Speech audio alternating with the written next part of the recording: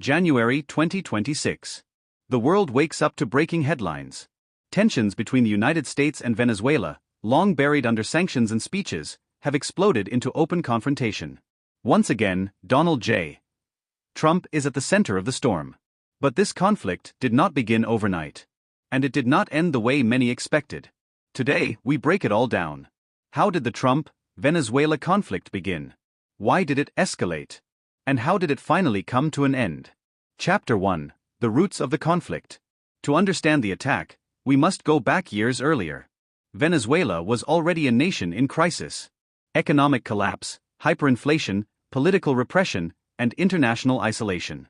The United States accused the Venezuelan government of rigged elections, drug trafficking links, human rights abuses, allowing foreign rivals like Russia, China, and Iran to expand influence in the Western Hemisphere. When Donald Trump returned to power, his administration adopted a zero-tolerance approach. Sanctions were tightened.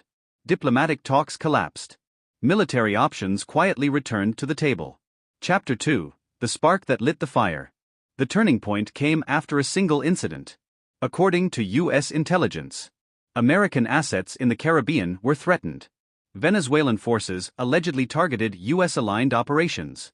Intelligence reports warned of advanced weapons entering Venezuela.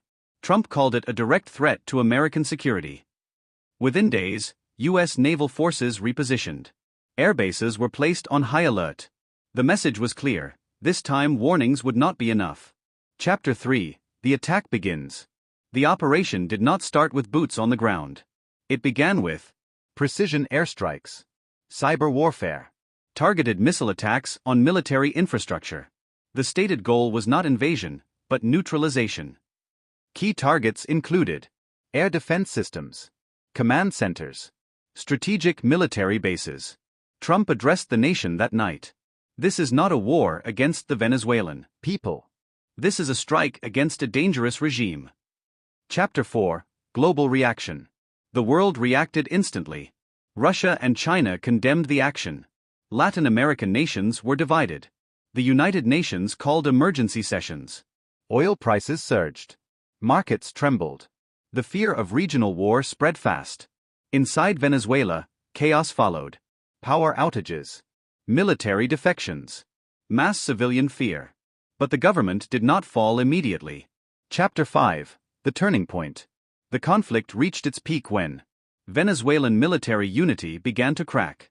High-ranking officials reportedly entered secret negotiations. Internal pressure grew stronger than external bombs.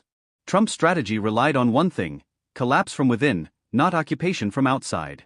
Behind closed doors, talks began, mediated quietly by third-party nations. Chapter 6. How it ended. The end did not come with a victory parade. It came with an agreement. A ceasefire was declared. Military operations were suspended. Venezuela agreed to international monitoring. Sanctions relief was promised in stages. Trump declared the mission a success. We achieved our objectives without endless war. Critics disagreed. Supporters celebrated. History, as always, remained undecided. Conclusion. The Trump-Venezuela conflict was not just about one country. It was about power, influence, and how modern wars are fought without full-scale invasion. One question remains: did this intervention bring stability? Or did it plant the seeds for the next crisis? Only time will tell.